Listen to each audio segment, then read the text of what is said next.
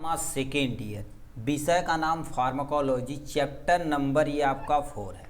ठीक है, chapter number 3 हम डिटेल में कर चुके हैं। ये चैप्टर नंबर 4 का लेक्चर नंबर आपका फर्स्ट है। ठीक है, तो इसमें आज हम देखने वाले हैं जनरल एनेस्थेटिक। यदि आपको दिखा देते हैं चैप्टर नंबर 4 में क्या क्या चीज़ आपको पढ़ना पड़ेगा अकॉर्डिंग टू पीसीआई, तो आपको टोटल इतनी चीज़ें इसमें पढ़नी पड़ेगी। चैप्टर नंबर 4 में जनरल एनेस्थेटिक, उसके बाद यहाँ पर आपको पढ़ना पड़ेगा hypnotics and sedative, anti convulsant, anti anxiety, anti depressant, anti psychotic, nootropic agent और सेंट्रल एक्टिंग मसल रिलैक्सेंट और ओपियाइड एनाल्जेसिक। मतलब आपको सिलेबस में यदि चैप्टर नंबर 4 में देखा जाए तो इतना चीज़ आपको पढ़ना पड़ेगा। तो हम आज स्टार्ट करने वाले जनरल एनेस्थेटिक, उसके बाद जो नेक्स्ट वीडियो आएगा इन पे ऐसे कर करके क्या करेगा, ये पूरा चैप्टर की एंडिंग भी जल्द हो जाने वाली है। ठीक है, तो आपके सामने ये जनरल एनेस्थेटिक दे रखा, तो इसमें हमें जनरल एनेस्थीसिया में क्या क्या चीज़ पढ़ना उसको पहले हम डिफाइन कर देते हैं एकदम अच्छे तरीके से। इसमें देखा जाए तो आपको सबसे पहले देखिए यहाँ पर करना पड़ेगा डिफिनेशन को आपको डिटेल में देखना पड़ेगा एकदम अच्छे तरीके से। उसके बाद इसका क्लासिफिकेशन क्या होता है इसको भी देखना पड़ेगा। स्टेज, इसमें एक पॉइंट और बढ़ जाता है, स्टेज बढ़ जाता है। क्यों? क्योंकि इसमें जनरल एनेस्थीसिया, जो जनरल एनेस्थीसिया होता है इसका स्टेज होता है। यदि नॉर्मल एनेस्थीसिया दे जाए तो चल जाएगा, यदि ज़्यादा अमाउंट में देंगे तो सर्जरी के लिए काम आता, बहुत ज़्यादा दे देंगे तो कोमा अथवा डेथ हो जाती है। तो इसका स्टेज होता है। ठीक है, तो इसमें हम क्या करेंगे इसके बारे में देखेंगे। और इसका फार्माकोलॉजिकल एक्शन, मतलब ये वीडियो में थोड़ा सा फार्माकोलॉजिकल एक्शन थोड़ा सा लेंदी देखना पड़ेगा आपको ज़्यादातर। उसके बाद डोज उसके बाद देखना पड़ेगा, उसके बाद इंडिकेशन और कंट्रा इंडिकेशन आपको देखना पड़ेगा। मतलब इस वीडियो में इतना चीज़ क्या करेंगे आप सीख कर जाने वाले हैं। ठीक है, इसका क्लासिफिकेशन थोड़ा सा 3 स्टेप में है और हर एक स्टेप का फार्माकोलॉजिकल एक्शन आपको देखना पड़ेगा। ठीक है, तो चलिए स्टार्ट करते हैं आपका जनरल एनेस्थेटिक के बारे में। ठीक, तो आपके सामने लिखा drugs acting on central nervous system, मतलब ऐसी दवा जो हमारे सेंट्रल नर्वस सिस्टम पर वर्क करती है। इसके पहले आप पेरीफेरी नर्वस सिस्टम भी पढ़ चुके थे, मतलब ऐसी दवा जो हमारी पेरीफेरी नर्वस सिस्टम पे वर्क करती है।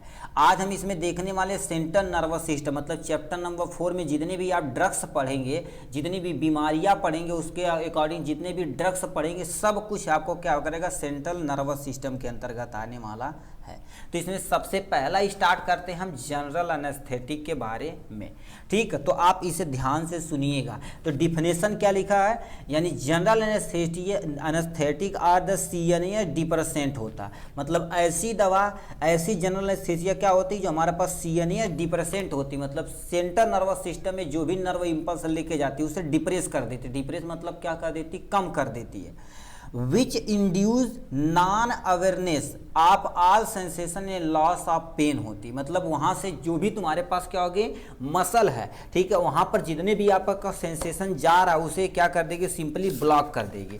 ठीक है, जैसे कहने का मतलब मान लेते हैं, सुनिए देखिए, ये आपके पास क्या होगा, एक सिंपल सा क्या होगा, एक आर्गन हो गया। ठीक, यहाँ से कोई ना कोई मान लेते हैं क्या होगा, सीएनएस से मैसेज ले जाने का काम करता है। कौन? सीएनएस से मैसेज ले जाने का काम करता है। तो ये दवा जो होती है इसमें सीएनएस में, अब ये टारगेट आर्गन है, यहाँ से कोई ना कोई मैसेज लेके जाता होगा तो कोई ना कोई लेकर आता होगा। सेंसरी न्यूरॉन लेकर जाते हैं, सेंटर और मोटर न्यूरॉन लेकर आने का काम करते हैं। ठीक, अब इसमें यदि आप लोकल एनेस्थीसिया लगा देंगे, ठीक है, या कोई भी एनेस्थीसिया लगा देंगे तो ये क्या कर देगी, उसको ये ब्लॉक कर देगी। क्या कर देगी, ब्लॉक कर देगी। जो भी तुम्हारे कुछ समय के बाद मान लेते इसमें आप काटे पीटे कोई भी सेंसेशन हो सबको क्या कर देगी, ब्लॉक कर देगी। इसके पास जो पेन रिसेप्टर है, पेन रिसेप्टर को भी ये क्या कर देगी, ब्लॉक कर देगी। जो भी मैसेज आगे तरफ रुक कर रहा तो वो क्या हो जाएगी, ब्लॉकेज हो जाएगी। तो यही चीज़ वो जनरल एनेस्थेटिक करता है। वही चीज़ लिखा क्या होगा, ऑल सेंसेशन को क्या कर देगी, इंड्यूस मतलब कम कर देगी या ना के बराबर रहेगी। और लॉस ऑफ पेन, और पेन भी क्या हो जाएगी, खत्म हो जाएगी। जैसे मान लेते हैं अभी किसी को मान लेते हैं इसका यहाँ पर मान लेते हैं चोट लग गई और यहाँ मान लेते हैं यहीं पर है कट लग गई, ऐसे इतना बड़ा कट लग गया। ठीक है, अब मान लेते हैं किसी के कारण से अभी से टाँका चलाना है तो यानी इंजेक्शन लेते हैं लिग्नोकेन। ठीक है, उसमें क्या कर देते हैं, यहाँ ऐसे क्या कर देते हैं आप, ठीक है, वो सुई लगा देते हैं, मतलब शून्य कर देते हैं। उसके बाद सीजिए, कोनो टेंशन नहीं, मतलब इतना दूर क्या हो जाएगा, कुछ समय के लिए लॉस ऑफ सेंसेशन को ब्लॉकेज कर दिया जाता है और पेन ना के बराबर होता है। वही क्या कहलाती है, जनरल एनेस्थेटिक कहलाती है। बस इतना हो जाएगा। अब फीचर पे आते हैं, जनरल एनेस्थीसिया का एक्चुअल में फीचर क्या होना चाहिए, लॉस ऑफ ऑल सेंसेशन, मतलब जितने भी सेंसेशन है उसको लॉस कर देना चाहिए। क्योंकि अब देखिए ऑपरेशन है तो ये नॉर्मल उंगली कट जाएगी तो चिल्ला उल्ला के रह जाएंगे, अब टाँका उका लग जाएगा। मगर मान लेते हैं आपको क्या कर देना, कोई बड़ा प्रोसीजर सर्जरी करना, तो उस समय क्या करना पड़ेगा, जो भी पेन रिसेप्टर है, जो भी ऑल सेंसेशन, हमें क्या करना पड़ेगा, ब्लॉकेज करना पड़ेगा। ये पहली चीज़ हो। स्लीप और क्या हो गया, एमनीसिया, मतलब ये क्या हो जाएगी, स्लीप और एमनीसिया देती, मतलब कुछ पर्सन को आराम मिलेगा, फील होगा अच्छा, ठीक है। इमोबिलिटी मसल रिलैक्सेशन, मतलब जो भी तुम्हारे पास इमोबिलिटी है, मतलब जो हमारी मसल मूव कर रही हो, क्या हो जाएगी, रिलैक्स हो जाएगी, कोई टेंशन नहीं, आराम से क्या हो जाएगी, जो भी प्रोसीजर करना रहेगा आराम से कर सकते हैं।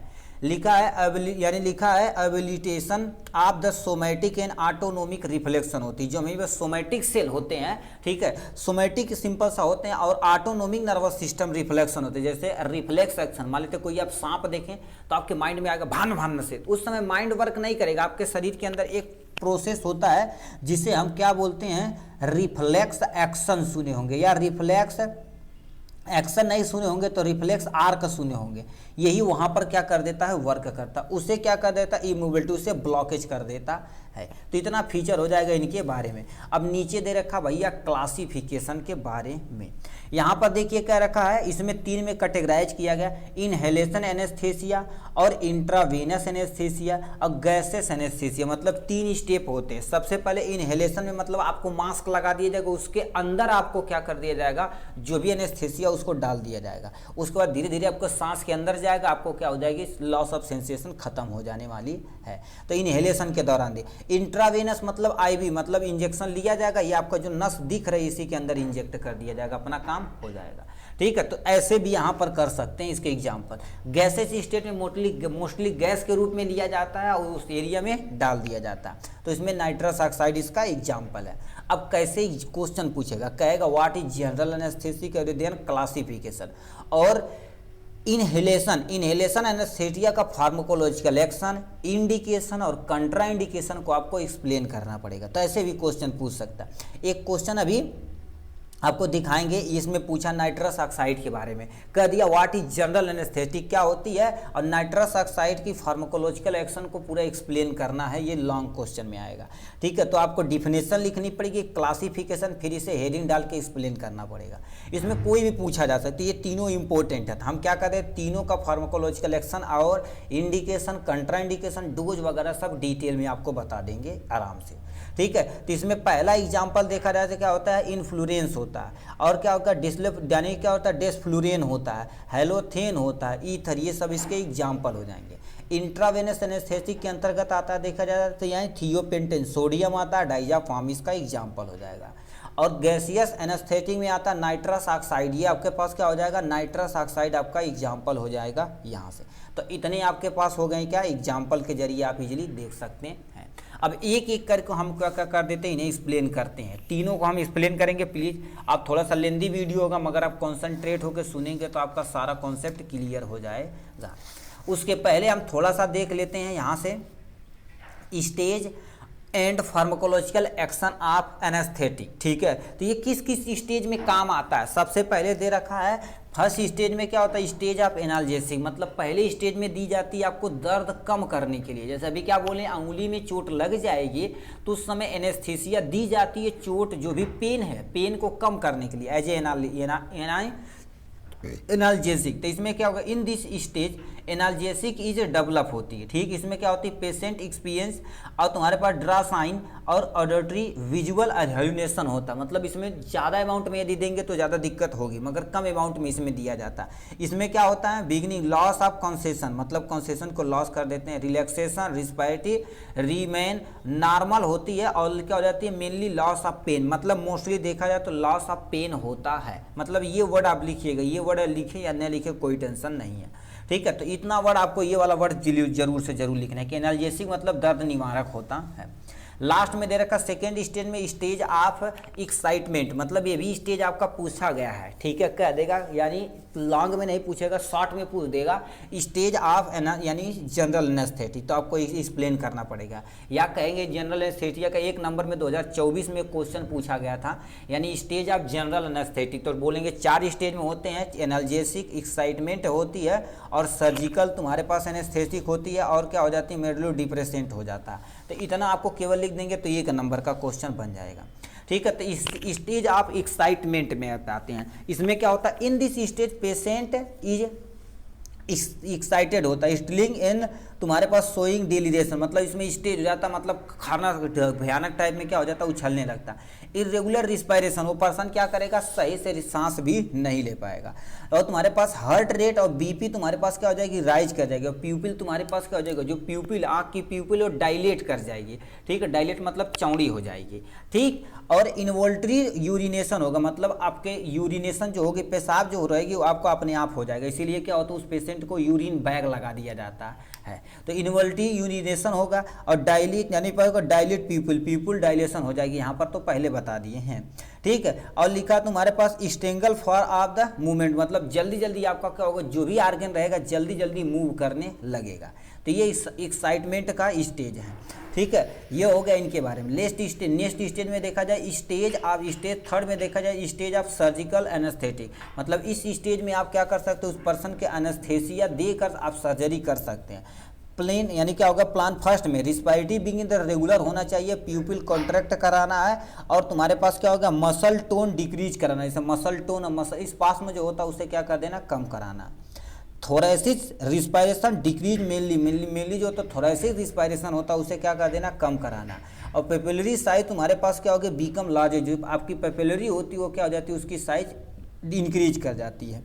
3rd नंबर पे हमने देखा है papillary dilation muscle tone inhibit कर जाती है, जो आपकी पेपिलरी होती है वो डायलेट कर जाती है, और जो भी मसल टोन इनहिबिट कर जाती है, ठीक है, मतलब उत्तेजित हो जा, तो इनहिबिट मतलब कम हो जाती है, इसमें हो जाएगा। अब क्या हो जाएगा, प्लान 4 में देखा जाए तो रिस्पायरेशन आपका स्लो डाउन हो जाएगा, पेपिलरी आपकी डायलेट कर जाएगी, बीपी आपका ब्लड प्रेशर क्या हो जाएगा, फॉल डाउन नीचे हो जाएगा, ठीक है। तो तीसरी स्टेप में इतनी चीज़ें होती हैं। लास्ट स्टेज में देखा जाए तो आपका क्या होता है, देख रखा है यहाँ से मेडुलरी यानी डिप्रेशन में दे रखा, इन दिस स्टेज रिस्पायरेशन आपका क्या हो जाएगा, स्टॉप हो जाएगा मोस्टली देखा जाए। भाई देखो अभी तो ये थोड़ा थोड़ा यानी कम कर रहा था, बट इसमें रिस्पायरेशन स्टॉप हो जाएगा, आदमी की क्या हो जाएगी, कोमा अथवा डेथ में चला जाएगा, ठीक है। तो इसमें लिखा है respiratory system centre of medulla को क्या करेगा, डिप्रेस करेगा, और लीड टू करेगा डिक्रीज द बीपी, जो भी ब्लड प्रेशर है उसे क्या कर देगा, ये डिक्रीज कर देगा। फाइनली धीरे धीरे क्या रिस्पायरेशन स्टॉप हो जाएगा, और लास्ट में क्या होगा, कोमा में पेशेंट चला जाएगा या उस पर्सन की डेथ हो जाएगी। इसलिए जो एनेस्थेटिक होते हैं पूरा सोच समझ के आपको एनेस्थेसिया देते हैं, वेट कराते हैं, सब जांच वगैरह सारा डिटेल में होता है, ये सारी चीज़ें कंफर्म होती है, ठीक है। तो वही चीज़ें यहाँ से बोल रहा है, ठीक है। तो इतनी चीज़ें आपके कंफर्म रहेगी तो आपका काम हो जाएगा इजीली। तो ये स्टेज हो गया आपका, क्या हो गया, एनेस्थेटिक का। अब एक एक करके हम क्या कर देते हैं, इनका यानी मैकेनिज्म एक्शन को डिफाइन करते हैं। तो इसमें सबसे पहले दे रखा आपका क्या होगा, इनहेलेशन एनेस्थेटिक, अभी जो बोले हैं इसमें एग्जाम्पल में तुम्हारे पास क्या हो जाता है, हाइलोथेन के बारे में पूरा डिटेल में कवरअप करना है। हाइलोथेन इज ए वोलाटाइल लिक्विड होता है विथ स्वीट ऑर्डर होता है, मतलब इसे आप सूंघेंगे तो बहुत मज़ा आएगा। और क्या होगा, नॉन इरिटेटिंग, मतलब आपको इरिटेशन पैदा ही नहीं होगी, और नॉन यानी इन्फ्लामेबल होता है, ठीक है, इन्फ्लामेबल भी नहीं होता। देखो कितनी बढ़िया चीज़ें रखी बनाई गई हैं। लिखा इट ये सॉल्युबल इन ब्लड इजिली, मतलब ये हमारे ब्लड में इजिली क्या हो जाती है, अब्जॉर्ब मतलब सॉल्व हो जाती है। जितना तरह के यानी सोल्यूशन जितना तुम्हारे पास डिजॉल्व होगा उतने तेजी से ये वर्क करेगा। When it is A give in the concentration 2 से लेकर 3% oxygen vapour it causes the loss of concession, मतलब इसे क्या करेगा, 2 से 3% ऑक्सीजन में मिला के यदि आप इनहेल करते हैं, जैसे ऑक्सीजन मास्क लगा दिया उसी के अंदर इसे भर दिया जाएगा 2 से 3%, धीरे धीरे क्या हो जाएगा, लॉस ऑफ कॉन्सेशन, मतलब जो भी कंसेशन उसे आप क्या कर देंगे, लॉस कर देंगे, कुछ समय के बाद आप शून्य हो जाएंगे। When 1 या 2% ऑफ द नैलोथेन होता है with oxygen and nitrous oxide then maintain the anaesthesia, मतलब ये 2-3 चीज़ें मिला के क्या का एनेस्थीसिया जाती है, जो एनेस्थीसिया को क्या कर देता है, मेंटेन करता है। ठीक है, ये हो जाएगा। डोज की बात की जाए तो यानी 2 से लेके 4% एंड यानी मेंटेन द 0.5 से लेके 1% ये deliver by the use of specific यानी वेपराइजर होता है। मतलब इसमें क्या किया जाता है, 2 से लेके 4% या तुम्हारे पास दे रखा है 0.5 से लेके 1% जो डिलीवर किया जाता है एक स्पेशल वेपराइजेशन में। मतलब जैसे नोबलाइजर नहीं होता उसी तरह से वेपराइजेशन होता है, वेपर के फॉर्म में आपके शरीर के अंदर जाएगा सांस के थ्रू। ठीक है, इसमें भी आप दे सकते हैं इतना परसेंटेज का। नाइट्रस ऑक्साइड जो मिक्स किया जाता है किसी 30% ऑक्सीजन से जो मेंटेन करता है आपका एनेस्थेसिया। मतलब सिंपल सा नाइट्रस ऑक्साइड लेंगे और ऑक्सीजन लेंगे 30% उसमें मिक्स करके उस पर्सन को दे देंगे, ये डोज के अकॉर्डिंग हो जाएगा। एडवर्स इफेक्ट में देखा जाए तो उसके शरीर पर क्या क्या इफेक्ट पड़ेगी। इंक्रीज द नोजिया, हमारे तो साइड इफेक्ट होता तो नोजिया करेगी और वोमिटिंग कॉजेज करेगा, उससे पता चलेगा कि ज़्यादा अमाउंट में दिया गया है। लिखा it interfere with the synthesis of the यानी क्या मेथियोनिन होता उसकी क्या करेगा, सिंथेसिस को ये क्या कर देगा, कम कर देगा। और डीएनए के सिंथेसिस भी क्या कर देगा, ये कम कर देता है। इंटरफेयर कर देगा मतलब वो जैसे मान लेते ज़्यादा हो रहा था तो उसे कम कर देगा इजीली। ठीक है, it can causes the megaloblastic variation. ठीक है, in bone marrow megaloblastic anaemia होती है जिसमें आपकी ब्लड की कमी हो जाती है, ब्लड के अंदर हीमोग्लोबिन आयरन की कमी हो जाती है, तो वो भी क्या कर सकता है, कॉजेज कर सकता है, जिससे बोन मैरो इफेक्ट होगा। बोन मैरो इफेक्ट होगा तो ब्लड का फॉर्मेशन सही से नहीं हो पाएगा, तो ये भी दिक्कतें हो सकती हैं। अब लिख रखा है कंट्रा इंडिकेशन, लिखा है relatively greater depression of the respiration. मतलब ये आपका अगर कोई पर्सन मान लेते हैं रिस्पायरेशन की प्रॉब्लम से कॉजेज है तो ये वाला एनेस्थीसिया उन्हें नहीं दी जाएगी। फिर क्या देखा, ब्रीथिंग इज शॉर्ट, मतलब कोई पर्सन सांस थोड़ा थोड़ा ले रहा तो उस पर्सन को भी ये आपको नहीं देना है, ये निषेध है। बीपी इंक्रीज पेशेंट, मतलब किसी पर्सन की बीपी इंक्रीज कर गई, ब्लड प्रेशर क्या हो गई, बढ़ गई है, तो उसे भी आप इजीली नहीं दे सकते। पेरिकार्डियल, मतलब पेरिकार्डियल में भी मतलब कार्डियक कोई पेशेंट है तो उसे भी आप इजीली नहीं दे सकते हैं। ठीक है, तो ये हो जाएगा इनके बारे में। नेक्स्ट में दे रखा है आपका क्या हो जाएगा, इंट्रावेनस, मतलब इंट्रावेनस में तुम्हारे पास इसमें पढ़ना पड़ेगा। ठीक है, उसके बाद यहाँ से आपका क्या होगा, मोस्टली पोर्शन खत्म हो जाएगा इजीली। ठीक है, इंट्रावेनस में तुम्हारे पास क्या आ जाते हैं, लिखा मेथोहेक्जिटोन। मेथोहेक्जिटोन में क्या होता है, it is a methyl oxybarbiturate and has ultra short half life होती है। मतलब ये किसके डेरिवेटिव होते हैं, मेथाइल ऑक्सीबार्बिटेट के होते हैं, इनकी जो हाफ लाइफ होती है छोटी होती है। इट इज यानी 2 से 3 time more potent then of the थियोपेंटेन, मतलब थियोपेंटेन जो आप यूज कर रहे थे, ठीक है, थियोपेंटेन सोडियम अभी नीचे यूज करेंगे, इसी के कैटेगरी में था, उसके देखा जाए तो 2 से 3 गुना ये क्या होता है, मोर इफेक्टिव होता है, मगर इसके भी कुछ ना कुछ क्या होते हैं, खराबी होती है। डोज देखा जाए तो कितना हो जाएगा, यह लिखा it is stable room temperature, ये रूम टेम्परेचर पे इसे इजीली स्टेबल रख सकते हैं। सॉल्युबल फ्रॉम द, ठीक है, ये 6 यानी फॉर वीक 6 वीक, ये 6 वीक में क्या हो जाती है, सॉल्युबल हो जाती है, मतलब ये इजीली डिजॉल्व हो जाती है, इतना टाइम लगता है। ठीक है, डोज में देखा जाए तो एडमिनिस्ट्रेट, ठीक है, इन यानी 1 से लेकर तुम्हारे पास 1.5 ग्राम पर केजी। अब ये वेट के अकॉर्डिंग दी जाती है, मतलब उस पर्सन का वेट जो होता है उसी के अकॉर्डिंग आप मैनेज कर लेते हैं। ठीक है, अब मिलीग्राम में दी जाती है। आप 1% solution IV and rate of about of the 1 ml पर 5 सेकेंड, मतलब 5 सेकेंड में कम से कम आपको 5 सेकेंड में कम से कम 5 सेकेंड के अंदर कम से कम 1 ml आपके शरीर के अंदर इंजेक्ट करना है। ऐसा नहीं कि मतलब भन भन मार दिया, ऐसा नहीं करना। ठीक है, अब क्या लिखा, एज पर यानी पेशेंट रिस्पांस, उसके साथ साथ पेशेंट किस तरह से उसे रिस्पांस कर रहा है उस पर भी ये निर्भर करता है। ठीक है, तो ये हो जाएगा इनके बारे में। इंडिकेशन देख लिया जाए तो आपका क्या हो जाएगा, प्रोलॉन्गर सीजर ड्यूरेशन, मतलब कोई पर्सन सर्जरी लंबे समय तक की जाती है तो उसमें आप कह देते हैं मेथोहेक्जिटोन दी जाती है। ठीक है, एट द टाइम ऑफ ठीक है, इलेक्ट्रोकन्वेंसिव थेरेपी, मतलब किसी पर्सन को इलेक्ट्रोकन्वेंसिव थेरेपी कराना तो उस कंडीशन में भी आप इजीली इसे दे सकते हैं। ठीक है, अब क्या लिख रखा, कॉन्ट्रा इंडिकेशन, किसे आप नहीं दे सकते हैं, और क्या पोर्फायरिया में आप नहीं दे सकते हैं। हाइपर यानी सेंसिटिव ऑफ द यानी बार्बुटेट, मतलब कोई पर्सन बार्बुटेट, क्योंकि इसी का डेरिवेटिव है ना ये, उस मतलब कोई पर्सन बार्बुटेट के प्रति बहुत ज़्यादा सेंसिटिव तो उसे भी आप नहीं दे सकते। कार्डियोवास्कुलर डिजीज में आप तो दे नहीं सकते। हाइपो मतलब किसी पर्सन का ब्लड प्रेशर कम है तो उस कंडीशन में भी आप नहीं दे सकते हैं। रिस्पायरेटरी डिजीज, मतलब किसी पर्सन को रिस्पायरेशन की प्रॉब्लम है तो उस कंडीशन में भी आप नहीं दे सकते हैं। तो इतना हो जाएगा इनके बारे में। इसी की नेक्स्ट दवा तुम्हारे पास दी है थियोपेंटेन सोडियम, किसे आप नहीं दे सकते हैं, इसे ध्यान से सुनिए। थियोपेंटेन क्या होता है, ये बारबीट यानी क्या होता है, barbiturate having the very high lipid solubility, इनकी जो सॉल्युबिलिटी होती है बहुत धाकड़ होती है। It is action short duration, मतलब इनका जो एक्शन होता है लंबे समय तक नहीं छोटे समय तक लिए होता है। स्लोवली मेटाबॉलिज्म, हमारे शरीर के अंदर बहुत धीरे धीरे क्या हो जाती है, मेटाबॉलिज्म होती है। थियोपेंटेन सोडियम 0.5 से लेके 1 ग्राम पाउडर प्रिपेयर किया जाता है 2.5 ml सोल्यूशन ऑफ आईवी, मतलब इसमें क्या किया जाता है, आईवी दी जाती है। इसमें जब प्रिपेयर करना रहेगा तो यानी 2.5% सोल्यूशन क्या कर देते हैं, आईवी के थ्रू दी जाती है। इंडिकेशन देखा जाए तो जनरल एनेस्थेटिक के तौर पे दी जाती है, मतलब किसी पर्सन को जनरल एनेस्थेसिया दी जाती है।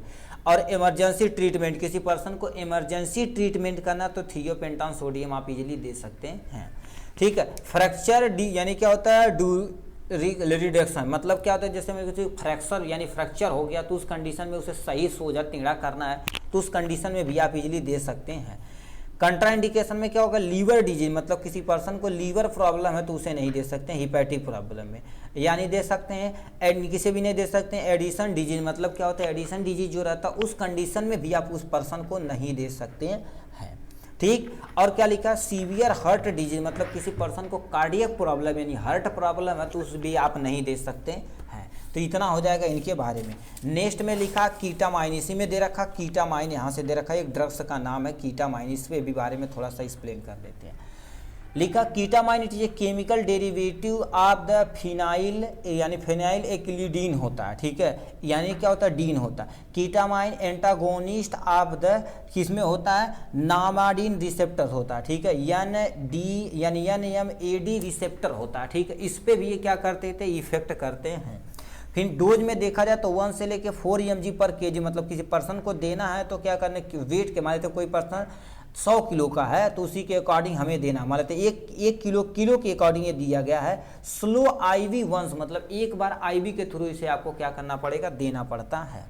लिखा है अल्टरनेटिव 0.5 से लेकर 2 mg पर kg दिया जाता है, ये भी स्लो दी जाती है IV के थ्रू, मतलब आपको जैसे ग्लूकोज हो गया या NaCl DRL DNS कुछ भी रहता है उसमें क्या कर देने, डाल के धीरे धीरे आप इंट्रावेनस आप डाल सकते हैं, ठीक है।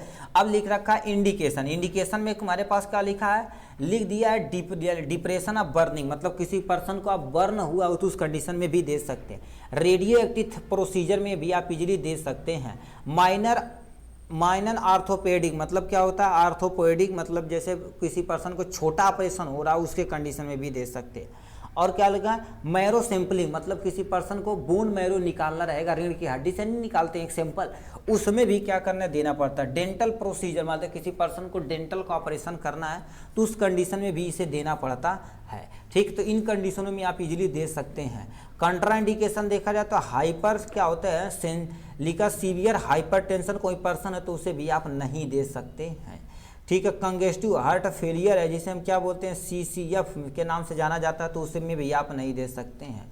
सर्वाइकल ट्रामा, किसी पर्सन को ट्रामा के अंदर मान लीजिए चोट लग गई है ठीक है, सर्वाइकल पे, तो उसे भी आप नहीं दे सकते हैं, नहीं तो लॉस ऑफ सेंसेशन हो जाएगा तो दिमाग वही जहाँ पर जो ब्रेन में जा रही है हमारी पास नस है उसे भी ब्लॉक कर देगा ये, ठीक है। साइकेट्रिक डिसऑर्डर, किसी पर्सन को साइकेट्रिक डिसऑर्डर तो उस कंडीशन में भी आप इसे नहीं दे सकते हैं। तो इतना था टोटल मेरे भैया किसके बारे में, ठीक है। इतना जितना हमने पढ़ा जनरल एनेस्थेटिक का सब कुछ हमने डिटेल में कवर अप कर लिया है। चलिए आज के लिए बस इतना ही, फिर मिलेंगे नेक्स्ट वीडियो में नेक्स्ट टॉपिक के साथ, तब तक के लिए bye bye and take care.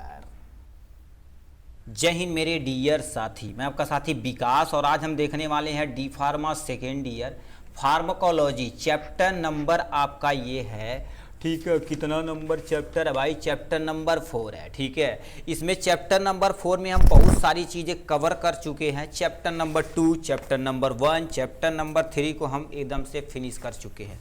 Chapter number 4 की तरफ हम रुक कर चुके हैं। इसमें भी हम बहुत सारा चीज़ पढ़ चुके थे, जैसे आपको दिखा देते हैं, ठीक है। ये देखा जाए तो चैप्टर नंबर 4 में जनरल एनेस्थेटिक क्या होती है इसको हम डिटेल में कवर अप कर लिए थे, ठीक है। और आज हम पढ़ने वाले हिप्नोटिक्स एंड सेडेटिव के बारे में पढ़ने वाले। ये जितने भी ड्रग्स है जो हमारे सीएनएस सिस्टम मतलब सेंट्रल नर्वस सिस्टम पर एक्ट करने वाली हैं, ठीक है। तो ये भी हम क्या करेंगे आज पूरा डिटेल में देखने वाले हैं। उसके बाद ये धीरे धीरे आपका एंडिंग की तरफ पहुंच रहे हैं हम आराम से, ठीक है। तो आपके पास हमारे पास यानी हिप्नोटिक्स आप फर्स्ट ईयर में पढ़े होंगे, सेडेटिव आप ये दोनों टर्मोलॉजी आप फर्स्ट ईयर में पढ़े होंगे। प्लीज़ आपसे अनुरोध है, यदि आपके पास फार्मास्यूटिकल केमिस्ट्री की आपके पास बुक है तो बहुत अच्छी बात है, क्योंकि इसमें आपको ज़्यादा नोट नहीं करना पड़ेगा। क्या चीज़ नोट कर जो आपका हो जाएगा, डिफिनेशन आपका उसी बुक में मिल जाएगा, क्लासिफिकेशन और दवा का नाम उसी पे मिल जाएगा। मतलब ये आपको 2-3 टर्मोलॉजी मतलब ये मिनटों में ख़त्म होने वाली चीज़ है। इसको आपको क्या करना पड़ेगा, थोड़ा सा पढ़ना पड़ेगा, ठीक है। तो आपके पास यदि फर्स्ट ईयर की बुक है तो उसे आप बगल में रखिए, ठीक है। तो चलिए आज हम समझते हैं हिप्नोटिक्स और सेडेटिव क्या होता है इसके बारे में, ठीक, पूरा डिटेल में। इसमें हम आज पढ़ने वाले डिफिनेशन, उसकी क्लासिफिकेशन, उसका फार्माकोलॉजिकल एक्शन, डोज, इंडिकेशन और कंट्रा इंडिकेशन के बारे में हम डिटेल में देखने वाले हैं, ठीक। तो चलिए स्टार्ट करते हैं, ठीक। तो आपके सामने हमने ये रख दिया है आपका हिप्नोटिक्स एंड सेडेटिव के पूरा डिटेल में, ठीक। अब हिप्नोटिक्स क्या होता है, जैसे क्या होता है, ठीक, जैसे कभी कभी हो जाता है आपको बहुत ज़्यादा नींद आती है, अरे यार बहुत नींद आवत है हो, ठीक। और कभी कभी बहुत ज़्यादा चिंता हो जाती है। अब चिंता काहे हो जाती है, मान लेते हैं आपका रिचार्ज करा दिए हैं, आपका नंबर ब्लैक लिस्ट में, दूसरे से बतिया रहे हैं, तब भी हो सकता है। तो ये कईयों कारण भी हो सकता है मेरे भाई, ठीक है। या आपको वही नहीं पसंद करती, आप उसको नहीं पसंद करते, तो बड़ी दिक्कत हो जाएगी। एग्जाम चिंता कौन करता है भाई इस टाइम, ठीक है, कोई नहीं करता। किसी लड़के से पूछिए एग्जाम का चिंता, बा मर दे ऐसा निकली एग्जाम कोई करता, कोई नहीं करता, ठीक। वही रेयर होंगे, ठीक है, नहीं तो कोई नहीं करता। उसी तरह से तुम्हारे पास हिप्नोटिक्स क्या होता है, hypnotics produce the sleep responsibility natural sleep. मान लेते हैं आपको नींद नहीं आती है, कहते हैं नींद और प्यार सब, नींद और चैन, खाना पीना सब छोड़ दिए, मतलब सब आपको लवेरिया हो गया। एक बीमारी का नाम है लवेरिया। लवेरिया में क्या होता है आप तो जानते ही हैं, ठीक है। तो इसमें ऐसी हिप्नोटिक्स में नेचुरल स्लीप क्या हो जाती है आपकी, ठीक है, प्रोड्यूस दी जाती है, ऐसे इसमें काम होता है, ठीक है। इसमें अब क्या होता है नेक्स्ट में देखा जाए तो आपका सेडेटिव। सेडेटिव क्या होता है, रिड्यूस द यानी क्या होता है excitement and commonly use of the anxiolytic agent. मतलब क्या होती है, सेडेटिव ऐसी ड्रग्स होती है जो आपको क्या कर देती है, एक्साइटमेंट करती है, आप बहुत तगड़ा एक्साइटमेंट हो गई, ठीक है। तो ये सब करती है। उसके बाद यदि देखा जाए तो ये क्या कर देती है, मान लेते हैं आपको चिंता हो गई बहुत ज़्यादा, किसी चीज़ की चिंता हो गई, एग्जाम की चिंता हो गई है, किसी घर द्वार की चिंता हो गई या किसी की चिंता हो गई है, तो उसको ट्रीट करने के लिए हम क्या कर देते हैं, सेडेटिव का प्रयोग करते हैं, ठीक है। तो इसी को हमें क्या करना है, देखना है भाई एकदम मजे तरीके से, ठीक है। तो इसमें क्या होती है, देखिए यदि देखा जाए, ठीक, इसमें क्या होती है, इसका हिंदी देखा जाए तो हिंदी आपको समझ में आएगा तुरंत, अनिद्राग्राही, ठीक, अनिद्रा, ठीक, अनिद्राहारी होती है, ठीक, अनिद्राहारी होती है। और सेडेटिव का मतलब क्या होता है, सामक मतलब चिंता के बारे में होती है, ठीक है। तो ये होती है, अभी होता क्या है देखिए, समान रूप से चिंता दवा के रूप में यानी दवा के रूप में होने वाला प्रयोग होता है, जिसे हम क्या बोलते हैं, हिप्नोटिक्स बोलते हैं। मतलब आपको अच्छे तरीके से नींद लाने के लिए जिस ड्रग का प्रयोग किया जाता है हिप्नोटिक्स कहलाता है। सेडेटिव क्या होता है, आपको चिंता के कम करने के लिए जिस दवा का प्रयोग किया जाता है सेडेटिव कहलाता है। अभी होते क्या है, sedative as well as hypnotics induce the CNS depression. मतलब आप लंबे समय तक आप प्रॉपर नींद नहीं लेंगे, प्रॉपर चिंता करेंगे तो आपको डिप्रेशन में चल जाएगा। तो आपके भोजपुरी गाना सुनेंगे, वो जानते ही चल जाइएगा डिप्रेशन में, ठीक है। वो नीलकमल का गाना है, उसे सुनेंगे तो मतलब अब मजे में हो जाएंगे, ठीक है। तो ये चीज क्या रखा, सीएनएस डिप्रेशन को क्या कर देता है, ये कम करने का काम करता है, ठीक है। Sedative hypnotics agent a chemical is a chemical substance which reduce the tension. लो भैया, टेंशन को कम कर दें। याद रखना मेरे भाई, जिंदगी में टेंशन लेने का नहीं, केवल पेंशन लेने का है, ठीक है। वो कुछ भी पेंशन हो, ठीक है। सरकार को एक योजना चलाना चाहिए, पेंशन युवा को भी देना चाहिए। जैसे मान लेते कोई प्यार में धोखा पा गया, उसको भी पेंशन देना चाहिए, ठीक है। तो आप पर्सन में क्या होगा, टेंशन बढ़ जाएगी, ला भैया टेंशन हो गया। एंजाइटी हो जाएगी, ला भैया एंजाइटी होगा। इंड्यूस स्लीप, सही से नींद नहीं आवत है तो दिक्कत हो जाएगी, ठीक है। तो इन सब में क्या होता है, सीडेटिव तथा हिप्नोटिक्स एक तरह का केमिकल सब्सटेंस होता है जो टेंशन को कम करता है, एंजाइटी को कम करता है, स्लीपनेस मतलब जो आपको सही से स्लीप नहीं आ रही है तो उसे भी ये कम करने का काम करता, कम नहीं करने का काम करता। मान लीजिए नींद और नहीं आवता, और कम कर दी तो दिक्कत हो जाएगी। तो उसे क्या करे, तो मेंटेन करने का काम करता है। ठीक, एग्जाम के टाइम एकदम मजे तरीके से सोइए, कोई टेंशन नहीं है। ठीक है, टेंशन वही लेता है जो पेंशन नहीं लेता है। ठीक है, तो देखिए ये तुम्हारे पास हो जाएगा टेंशन में। ठीक, अब क्या लिखा है, low dose of these drugs. अब क्या लिखा है, low dose of these drugs causes natural sleep, मतलब एक छोटी सी डोज आपको नेचुरल स्लीपनेस दी जा सकती है। इसमें जितनी भी ड्रग्स आती देखेंगे बहुत ही कम लेवल पे, मतलब लिखा गया 0.05 EMG, 0.05 EMG, 0.25 EMG, मतलब बहुत ही लेवल कम होती है। तो क्या कर देती है, कम डोज ही इसे नेचुरल स्लीपिंग दे सकती है। रिड्यूस द एंजाइटी, एंजाइटी को कम कर सकती है। हायर डोजेज क्या कर सकता है भैया, आपको कोमा में पहुंचा सकता है और कभी कभी डेथ हो सकती है। इसीलिए भाई नींद की जो दवा होती है, बीपी की दवा होती है, बिना प्रिस्क्रिप्शन से आप देना ही नहीं पड़ेगा। ठीक है, तो ये शेड्यूल के अंतर्गत आती है, आप देंगे तो आप दिक्कत में पड़ जाएंगे। ठीक है, तो ये क्या होती है, जैसे ना नींद की दवा कोई मांगने आए तो देना नहीं आपको। ट्रामाडॉल जो हम नॉर्मल समझते हैं ना, ट्रामाडॉल भी नहीं देना, ये सब खतरनाक दवाइयाँ होती हैं। ठीक है, तो ये क्या कर देती है, यदि हायर डोज कोई पर्सन लेगा तो कोमा में चला जाएगा। ठीक है, कुछ बोल नहीं पाएगा, केवल ऐसा ताकेगा। ठीक है, तो कभी कभी बहुत ज़्यादा लेंगे तो भैया डेथ भी हो सकती है, तो उस पर भी ये डिपेंड करता है। तो ये नेचुरल डेथ भी हो सकती है। तो ये होगा सेडेटिव के बारे में। अब क्या लिखा, हिप्नोटिक्स प्लस सेडेटिव, तुम्हारे पास इसका क्लासिफिकेशन दिया गया आपके सामने। ये प्यारा सा रहा क्लासिफिकेशन, आप स्क्रीनशॉट इसका ले सकते हैं। ठीक है, तो इसमें क्या होता है, यूरिया डेरिवेटिव होता है, दूसरा बेंजा। ठीक है, यहाँ पर लिखा बेंजोडाइजापीन होता है। दूसरा क्या होता है, न्यूअर नॉन बेंजा यानी बेंजाडाइजापीन हिप्नोटिक्स होता है। इसमें क्या होता है, यूरिया डेरिवेटिव में क्या होता है, जैसे मान लेते हैं आपको, देखिए होता क्या, जैसे मान लेते हैं आपको बहुत ज़्यादा चिंता हो गई है। ठीक है, अब क्या करेगा, ऐसी दवा दी जाएगी जो आपके यूरिनेशन को फ्लो को तेज कर देगी। लो भाई यूरिया बनाओ, किडनी को काम कराओ, बाहर निकालो। ठीक है, तो उसमें यूरिया डेरिवेटिव तुम्हारे पास होता है। ठीक है, यूरिया से रिलेटेड, मतलब उसमें यूरिया यानी नाइट्रोजन और हाइड्रोजन और कार्बन ऑक्सीजन की परसेंटेज को इंक्रीज करा दिया जाता है। इसमें क्या जाती है, लॉन्ग एक्टिंग ड्रग्स, मतलब ऐसी दवा जो लंबे समय तक काम करती है। ठीक है, लंबे समय तक, मतलब लंबे समय तक वर्क करती है। Short acting, ultra short acting, मतलब मीडियम साइज, इसको बीच में लिखना चाहिए, नहीं लिखेंगे कभी कोई टेंशन नहीं। लॉन्ग में तुम्हारे पास कौन सा इसका एग्जाम्पल है, लिखा है फिनोबार्बिटोन होता है। फिनोबार्बिटोन जो सबसे ज़्यादा प्रयोग किया जाता है। नेक्स्ट में लिखा शॉर्ट एक्टिंग में, यानी लिखा है, यहाँ लिखा पेंटोबार्बाटीन होता है। पेंटोबार्बाटीन भी इसका एग्जाम्पल हो जाएगा। अल्ट्रा शॉर्ट एक्टिंग में क्या होगा, थियोपेंटेन होता है। थियोपेंटेन इसका क्या हो जाएगा, एग्जाम्पल हो जाएगा यहाँ से। तो इतनी आपके पास ड्रग्स होती जो इसके अंतर्गत आती हैं, यूरिया डेरिवेटिव के अंतर्गत। ये हो गया। बेंजोडाइजापीन, बेंजोडाइजापीन में आपके पास आ जाती है सेडेटिव तथा हिप्नोटिक्स में प्रयोग होने वाली दवा, इसमें आती हैं डाइजापाम आता, क्लोनाजेपाम आता है और लिखा है ऑक्साजेपाम आता। मतलब ये देखा जाए तो मोस्ट ऑफ द कॉमन दुकानों पे आपका हो गया, मिल जाएगा डाइजापाम और क्लोनाजेपाम आपको इजीली मिल जाएगा। ठीक है, तो ये हो गया इनके बारे में। ये मस्तिष्क स्वस्तिष्क के डॉक्टर होते हैं, बहुत तेजी से चलाते हैं, उन्हें जानते हैं, सटीक इन्हीं के बारे में पढ़वा किए होते हैं भाई। ठीक है, हार्ट वाली प्रॉब्लम होती, किसी को ब्लड प्रेशर की प्रॉब्लम होती, तो उसमें ये सब सारी चीज़ें चलाई जाती हैं। ठीक, नेक्स्ट में न्यूअर नॉन बेंजाडाइजापीन हिप्नोटिक्स होता है। इसमें क्या होता है, जोपी। ठीक है, जोपी क्लोन होता है, जोपी क्लोन होता है। दूसरा क्या हो जाएगा, जोली, लिखा जोलपीडेम आ जाता है। इसके ये दो एग्जाम्पल हो जाएंगे इनके बारे में। ठीक है, तो यहाँ से आपका क्या होगा, क्लासिफिकेशन ये वाला पोर्शन हो गया। ठीक है, आप स्क्रीनशॉट भी ले सकते हैं। ठीक है, नेक्स्ट में देखा जाए तो आपको क्या देखा जाए, तो ठीक है, फार्माकोलॉजिकल एक्शन, मतलब ये हमारे शरीर के ऊपर कैसे और कहाँ एक्शन परफॉर्म करता है उसके बारे में। ठीक है, तो इसमें दे रखा है सबसे पहले सीएनएस के बारे में बोले थे, तो सीएनएस डिप्रेशन होता है। बारबूट क्या लिखा, बारबिटूरेट कॉजेज द सीएनएस डिप्रेशन, मतलब किसी पर्सन को सेंट्रल नर्वस सिस्टम यदि डिप्रेशन हो रहा है तो उसे ट्रीट करने के लिए, ठीक है, उसे सही करता है। ठीक है, it is dose depend upon the effect, और तो डिपेंड करता है डोज पे। यदि लो डोज देंगे तो सेडेटिव को आप क्या कर सकते हैं, स्लीप में कन्वर्ट कर सकते हैं। यदि थोड़ा सा तगड़ा डोज देंगे तो एनेस्थीसिया में कन्वर्ट कर सकते हैं, और तगड़ा डोज देंगे तो कामा में पहुंच सकता है, बहुत तगड़ा डोज देंगे तो उसकी समझ लो डेथ पक्की है।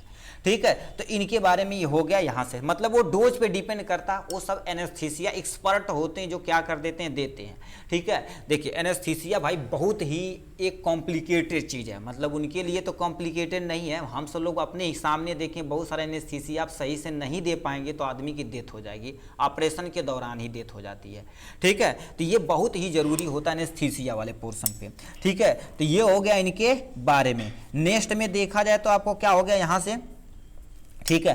Barbiturate related high dose causes the depression respiratory, मतलब क्या करेगा, डिप्रेस द रिस्पायरेशन, मतलब जो रिस्पायरेशन और सही से आप रिस्पायरेशन सांस फूलने ऐसे करे लगवा, ठीक है, तो दिक्कत हो जाएगी। लो बीपी ब्लड प्रेशर को भैया कम करेगा और डिक्रीज करेगा कार्डियक कॉन्ट्रैक्शन, मतलब जो हमारी कॉन्ट्रैक्शन और रिलैक्शन हो रही है उसे सही से कॉन्ट्रैक्ट रिलैक्शन ऐसा नहीं करने देगा, दिक्कत हो जाएगी, ठीक है। हार्ट रेट में भी क्या कर सकती है, इससे प्रॉब्लम कॉजेज कर सकती है, ठीक है। तो इन सब पे देखो ये इफेक्ट कितना तगड़ा है भाई, बहुत खतरनाक चीजें हैं, ठीक है। It is only present in the parental form, यदि याद देखा जाए तो जितने भी सीएनएस मतलब ये ड्रग्स जितने भी होते हैं मोस्टली देखा जाए, मोस्टली जो डिप्रेशन वगैरह में प्रयोग किए जाते हैं सब तुम्हारे पास पेरेंटल फॉर्म में होते हैं। कहेंगे सर ये क्लोनाजोपाम, डाइजापाम ये सब तो टैबलेट भी आता मेरे भाई, मगर उसका लो डोज तुम देखना कभी बहुत ही लो होता, बहुत ही लो होता, तुम सर्च करके भी देख सकते हो मोबाइल पे अपने, ठीक है। तो ये मोस्टली पेरेंटल फॉर्म में रखा जाता है, इमरजेंसी में वगैरह में काम आता है।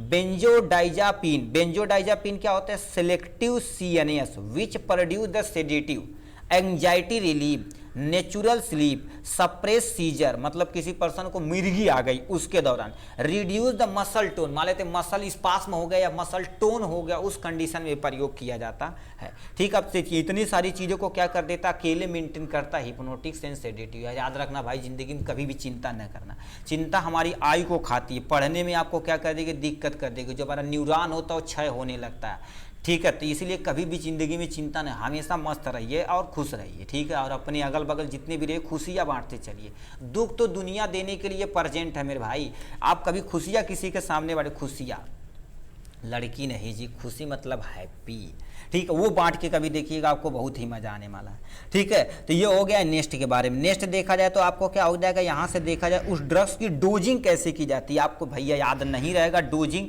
तो आप डोजिंग क्या कर सकते हैं, एज पर फिजिशियन आप लिख सकते हैं, ठीक है। इसमें देखा है लिखा फ्लूराजेपाम जो क्या होता है 15 mg का आता है, इसे देखा जाए तो आपको क्या कर देते, बीडी भी प्रयोग किया जाता है, ओडी में डिपेंड करता कंडीशन पे, ठीक है। डाइजापाम ये देखा जाए तो दिन में भी 2 बार लिया जा सकता है, सुबह शाम लिया जाता है। नाइट्राजेपाम जो होता है 5 से लेकर 10 mg के बीच में आता है, इसे भी आप क्या कर सकते हैं, बीडी दे सकते हैं, या कभी कभी से कंडीशन में देखा ओडी चलाया जाता है, ओडी या बीडी कुछ भी लिख सकते हैं, इसका कंडीशन हो तो कंडीशन करता फिजिशियन कैसा देखता कंडीशन है, ठीक है। लोराजेपाम देखा जाए तो ये भी तुम्हारे पास क्या कर देता, मोस्टली ओडी ही चलता है, ठीक है, ओडी ही चलता है। और लिखा है अल्पना यानी लिखा अल्पराजोलाम, अल्पराजोलाम जो होता है ये बहुत तगड़ी दवा होती है, नींद ओस या हार्डिया यानी कार्डियक ओडियक में यूज की जाती है, इसमें जो प्रयोग होती है इसमें भी क्या कर देती है ओडी, या कभी कभी तुम्हारे पास क्या कर देते बीडी भी प्रयोग किया जाता है, ठीक है। और क्या होगा, क्लोनाजेपाम जो ड्रॉप में आता है, इंजेक्शन के फॉर्म में आता है, इनके रूप में आता है, ठीक है। आप इसे भी आप क्या कर सकते हैं, बीडी दे सकते हैं, ठीक है, मतलब दिन में 2 बार आप दे सकते हैं, ठीक है। तो ये हो गया इनके डोज के बारे में, ठीक है। आप डोज दवा का नाम और उस पर रिलेटेड एमजी जो भी है थोड़ा सा याद रखिएगा, ओडी या बीडी चला सकते हैं, वो भी नहीं याद आता तो आपको एज पर फिजिशियन लिख सकते हैं, क्योंकि देखिए इसमें हर एक दवा में लिखा रहता है, देखिए अभी यहाँ पर पढ़ेंगे ना, देखिए लिखा है as directed by the physician, अब इसे यहाँ से देखिए पढ़ सकते हैं, आपको दिख रहा होगा एज, देखिए डोजेज के बारे में देखा जाए as directed by the physician, आपको दिख गया होगा, ठीक। तो ऐसे क्या कर सकते हैं, इजीली देख सकते हैं। इंडिकेशन देख लिया जाए भैया, इंडिकेशन मतलब कहाँ कहाँ पर आप प्रयोग कर सकते हैं, ठीक है। इंडिकेशन में देखा जाए तो आपको देखिए कहाँ कहाँ प्रयोग कर सकते हैं, जो आपके सामने है। पहले देख सकते हैं हिप्नोटिक्स में प्रयोग कर सकते हैं, इसीलिए तो प्रयोग की जा रही दवाइयाँ। क्रोनिक आस्मोनिया में भी प्रयोग किया जा सकता है। एंटी काउंसुलेंट मतलब किसी पर्सन को काउंसुलेंट की प्रॉब्लम है, उसके अगेंस्ट भी आप क्या कर सकते हैं, प्रयोग कर सकते हैं। मसल स्पास्म, अभी बोले मसल स्पास्म, मसल टोन हुआ, उस कंडीशन में भी प्रयोग कर सकते हैं। प्री एनेस्थेटिक मेडिकेशन मतलब प्री एनेस्थेटिक मेडिकेशन में भी प्रयोग कर सकते हैं, एनेस्थीसिया से जो पहले वाला स्टेज होता है। एल्कोहल विदड्रॉल ईच यानी इंडिपेंडेंट सब्जेक्ट, ठीक है, इसमें भी आप क्या कर सकते हैं, प्रयोग कर सकते हैं, ठीक है। तो ये हो जाएगा इंडिकेशन के बारे में। अब नेक्स्ट में देख लिया जाए आपके सामने क्या होगा, कंट्रा इंडिकेशन के बारे में, ठीक है, किसे आप नहीं प्रयोग कर सकते हैं, ठीक है। यदि देखा जाए तो इसके लिए बहुत सारी कंडीशन है, ठीक है, बहुत सारी कंडीशन। क्या क्या चीज़ है, सबसे पहले लीवर तथा किडनी डिजीज किसी पर्सन को रहे तो उसमें भी आप प्रयोग नहीं कर सकते, निषेध है, ठीक है। क्योंकि देखिए किडनी और लीवर डिजीज में आप क्या कर सकते हैं, दवा बहुत अच्छे से दी जाती है, पूरा जांच वगैरह करके। सीवियर पल्मोनरी इनसफिशियंसी में भी क्या कर सकते हैं, नहीं, पल्मोनरी मतलब किसी को रिस्पायरेटरी प्रॉब्लम, इतना बड़ा नहीं याद रहेगा तो समझे रिस्पायरेटरी प्रॉब्लम में आप नहीं दे सकते हैं। Hyper sensitive to sedative and hypnotic, मतलब कुछ ऐसे बंदे होते हैं जो इस ड्रग्स के प्रति हाइपर सेंसिटिव होते हैं, तो उस कंडीशन में भी आप इजीली नहीं दे सकते हैं। ड्यूरिंग द प्रेगनेंसी, याद रखना प्रेगनेंसी के दौरान बिना प्रिस्क्रिप्शन से, जो भी प्रिस्क्रिप्शन में लिखा गया उसी को आपको देना है, नहीं तो इसमें यदि कुछ होगी तो समझ लीजिए आपकी दुकान की ऐसी तैसी हो जाएगी, क्योंकि इस पर बहुत भयानक रूल लगता है। ठीक है, कोमा पेशेंट को आप नहीं दे सकते हैं। ठीक है, हार्ट बर्न, ठीक है, गैस्ट्रिक एस्टिक, मतलब क्योंकि किसी को पेप्टिक अल्सर हुआ तो इस कंडीशन में नहीं दे सकते हैं। लैक्टेशन पीरियड, मतलब कोई फीमेल है अपने बेबी को यानी दूध पिलाने के लिए वो पीरियड होता है, उस कंडीशन में भी आप दे नहीं सकते हैं। तो ऐसे बहुत सारे तुम्हारे पास क्या रूल एंड रेगुलेशन है जिससे आप नहीं दे सकते हैं। ठीक है, तो इतना हो गया इनके बारे में। चलिए आज के लिए बस इतना ही, फिर मिलेंगे नेक्स्ट वीडियो में नेक्स्ट टॉपिक के साथ। तब तक के लिए bye bye and take care. जय हिंद मेरे डियर साथी, मैं आपका साथी विकास, और आज हम देखने वाले हैं D pharma second year pharmacology chapter number 4। इसमें हम बहुत सारे चीज़ कवर कर चुके थे। आज हम चैप्टर नंबर 4 लेक्चर नंबर हम तीसरा आज कवर करने वाले हैं। इसके पहले हम बहुत सारा चीज़ कवर कर चुके थे। ठीक है, आपको सिलेबस यदि दिखा दें तो यहाँ पर हम देखिए चैप्टर नंबर 4 में ये चीज़ें, general anaesthesia, hypnotics and sedative, आज हम पढ़ने वाले हैं एंटी काउंसुलेंट ड्रग्स, और ये जल्द ही क्या होगा 4-5 लेक्चर में ये भी चैप्टर की एंडिंग हो जाए ये। ठीक है, तो चलिए देखते हैं आपके पास क्या होगा, एंटी काउंसुलेंट ड्रग्स होती क्या है। ठीक है, तब एंटी काउंसुलेंट में हमें क्या क्या चीज़ पढ़ना पहले उसे दिखा देते हैं। एंटी काउंसुलेंट ड्रग्स में आपको सबसे पहले इसकी डिफिनेशन देखनी पड़ेगी, एंटी काउंसुलेंट होता क्या, यानी इंट्रोडक्शन आपको देखना पड़ेगा।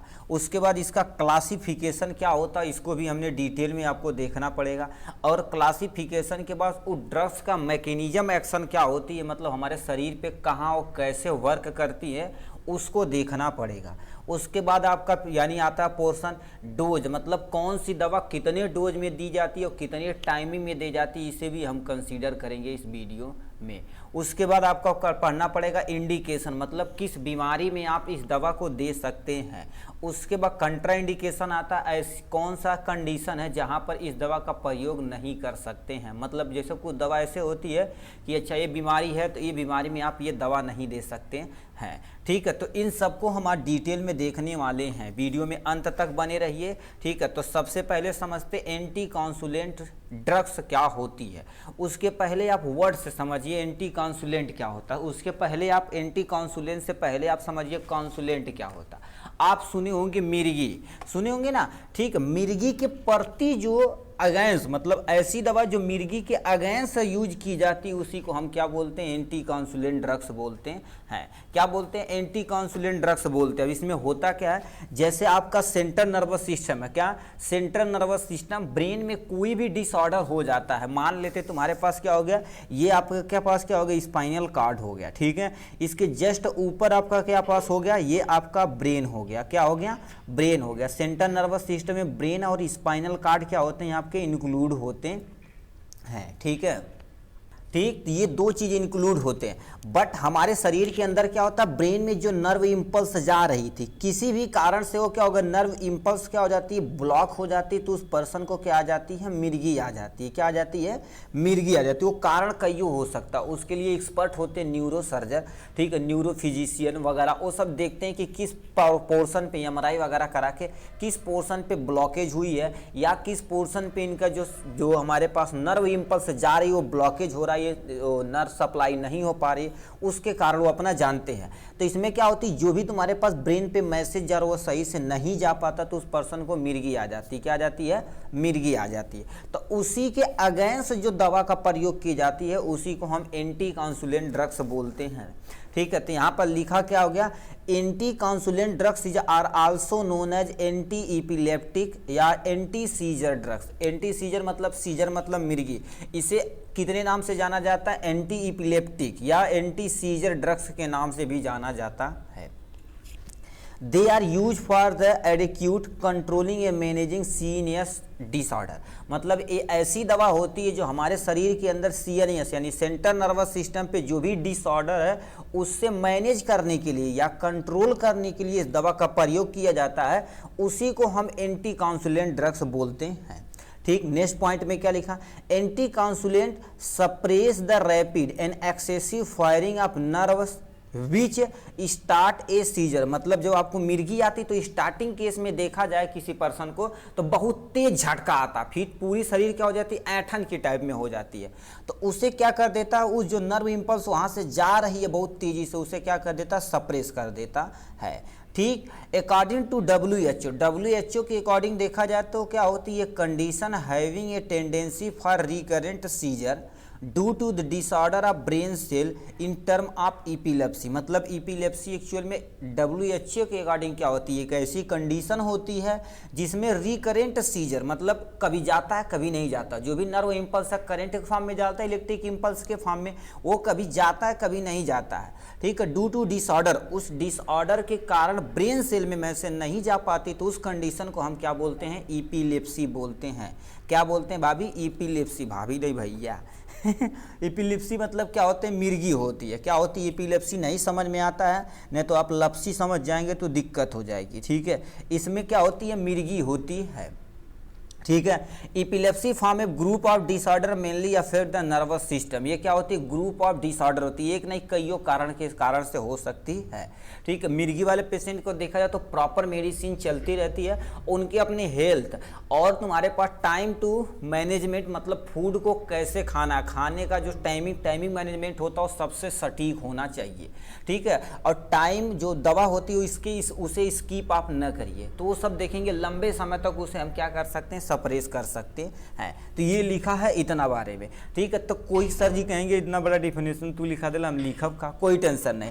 तो यहाँ पर हम लिख देते हैं दो ड्रग्स। ठीक है, यहाँ से लिख देते हैं those drugs which are use to, those drugs which are, ठीक है, which are use to, which are लिख देते हैं, विच आर यूज टू, ठीक है, यूज टू ट्रीटमेंट ऑफ, यहाँ से क्या हो जाएगा, ट्रीटमेंट ऑफ, ठीक है, ट्रीटमेंट ऑफ एपिलेप्सी सीजर, यानी एपिलेप्टिक कुछ भी लिख सकते हैं। ठीक है, या कॉन्सुलेंट लिख सकते हैं, ट्रीटमेंट आप क्या कर देते हैं, कॉन्वुलसेंट लिख सकते हैं। ठीक है, कॉन्सुलेंट, ठीक है, treatment of convulsant is known as, ठीक है, इज नोन एज या कॉल्ड एज, तुम्हारे पास लिख सकते हैं, इज नोन एज एंटी, ठीक है, एंटी कॉन्वुलसेंट।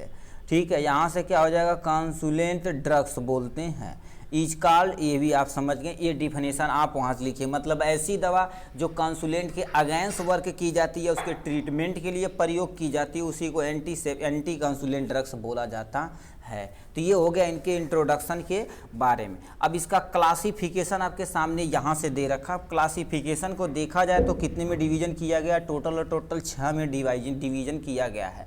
सबसे पहले देखा जाए तो लिखा है हाइड्राटोइन डेरिवेटिव होता, दूसरा बार्बिटूरेट होता, सक्सिनामाइड होता, गाबा ट्रांसमिनेज इनहिबिटर होता, गाबा एग्नोस्टिक होता, और क्या होता, बेंजोडाइजापीन होता है। कईयों दिया था, मगर हमने जो मेनली आपके सिलेबस के अकॉर्डिंग सही था, यहाँ पर हमने उसे क्लासिफिकेशन में उसे हमने यहाँ से रखा हुआ है।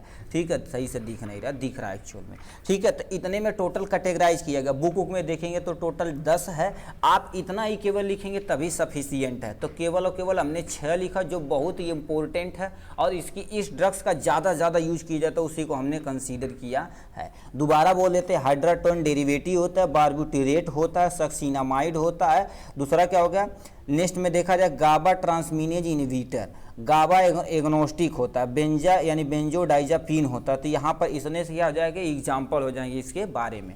अब इसके एग्जाम्पल प्लीज आप एक एक याद रखिएगा, एग्जाम में उतना ही लिखिएगा। मान लेते हैं आपको एग्जाम में बहुत सारे याद है, कोई टेंशन नहीं, लिख सकते हैं।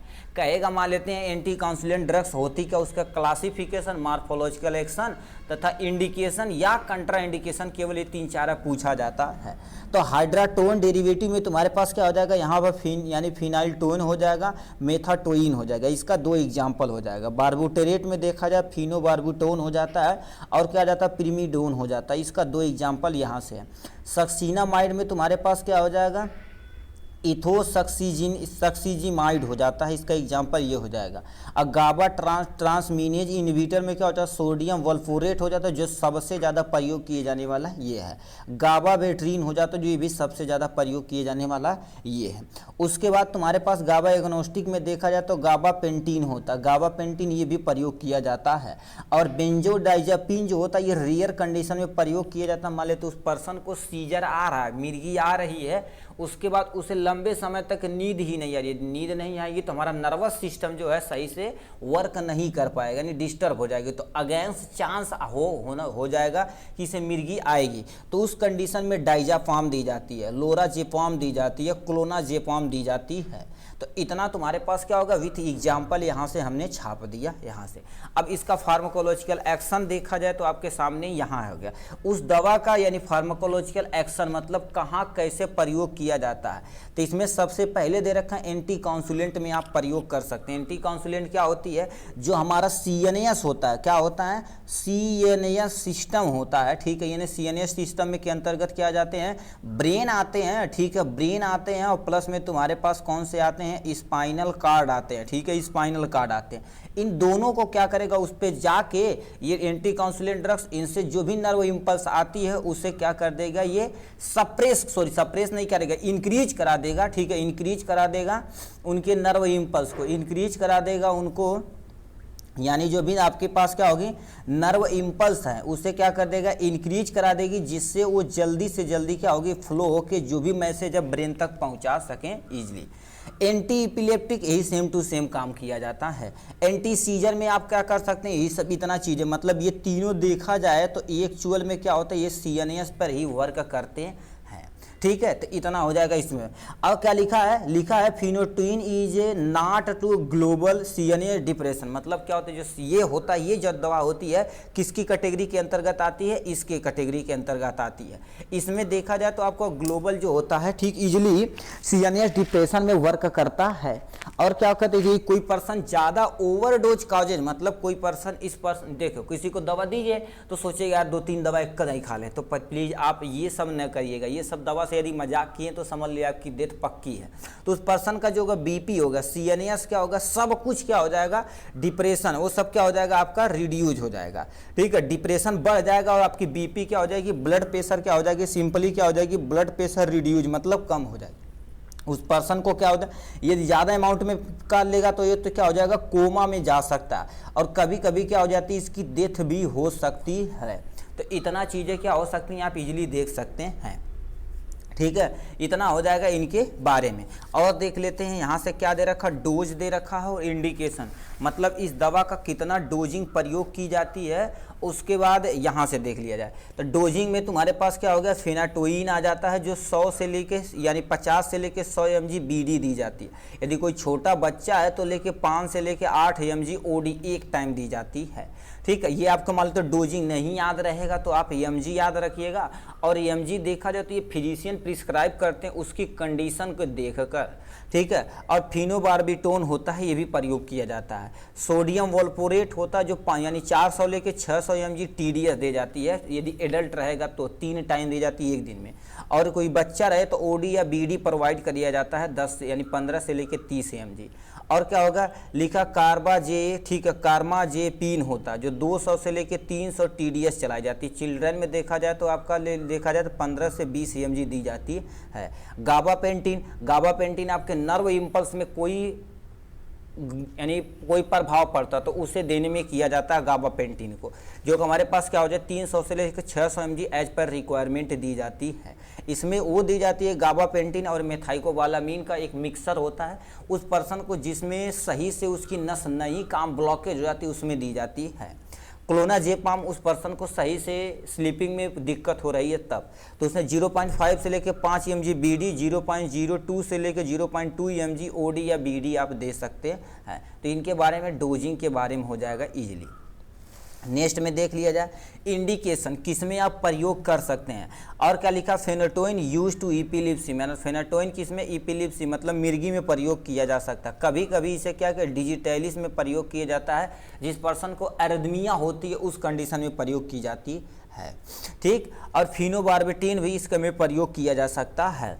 Sodium valproate use to alternative to lithium in, ठीक है, मैनिया। और बाईपोलर इनलेस होता है। बाईपोलर इनलेस क्या होता है, जो नर्व इंपल्स होती है ना दोनों डायरेक्शन में जाती है, विथ कन्फ्यूजन हो जाती है कि इधर लेके जाना है कि इधर लेके जाना, तो कन्फ्यूज हो जाती है। तो बाईपोलर इलनेस में आप क्या कर सकते हैं, दे सकते हैं। खुद लिखा है कार्बाजेपिन, कार्बाजेपिन कंट्रोल यानी पैराजिगमस और stimulate the release of ADH यानी एडनोस, ठीक है, एंटी डायूरेटिक हार्मोन। ये जब बीपी ब्लड प्रेशर क्या हो जाता है, देखिए आपका ब्लड प्रेशर इंक्रीज हो जाएगा, ठीक है, तो एडीएच दे जाती है एंटी डायूरेटिक हार्मोन। ये किडनी पे वर्क करेगा और उससे क्या करेगा, ब्लॉकेज को हटाएगा, जिससे किडनी जो पोर्शन रहेगी ज़्यादा फिल्ट्रेशन करेगी, ब्लड प्रेशर आपका क्या हो जाएगा, लो हो जाएगा। तो इस कंडीशन में भी आप दे सकते हैं। गाबापेंटिन देखा जाए तो आपका क्या हो गया, पार्शियल किसी पर्सन को सीजर रहता है तो उस कंडीशन में दे सकते हैं। ठीक है, न्यूरोपैथी न्यूरोगैंग्लियन, इसमें भी आप इजीली दे सकते हैं। ठीक, नेक्स्ट में देखा जाए तो क्या, clonazepam it use two of the यानी मायोक्लोनिक या एकिनेटिक एपिलेप्सी में आप इजीली दे सकते हैं। तो इतने चीज़ें में आप क्या कर सकते हैं, इन्हें दे सकते हैं। नेक्स्ट में देख लिया जाए प्रिवेंशन और कंट्रोल द सीजर एक्टिविटी, मतलब किसी पर्सन को सीजर बहुत तेजी से आ रहा है तो उसे कंट्रोल करने के लिए आप क्या कर सकते हैं, इजीली दे सकते हैं, प्रिवेंट करने के लिए भी दे सकते हैं। Maintenance treatment of epilepsy, epilepsy के ट्रीटमेंट में भी आप क्या कर सकते हैं, इस एंटी काउंसुलेंट ड्रग्स का प्रयोग कर सकते हैं। ट्रीटमेंट ऑफ यानी क्या लिखा है, कॉन्सुलवेंस, इसमें भी प्रयोग कर सकते हैं। हेड इंजरी में किसी पर्सन को हेड इंजरी हुआ है तो उस कंडीशन में नर्व ब्लॉकेज या नर्व इंपल्स में जो भी सप्लाई सही से नहीं हो पा रही है, ठीक है, इसे कहते हैं ना ब्रेन हैमरेज हो गया, उसी तरह से उसमें नस में कोई प्रॉब्लम हो जाती है, इसमें हम एंटी काउंसुलेंट कैटेगरी की दवा प्रयोग कर सकते हैं। ठीक, इतना हो जाएगा इनके बारे में।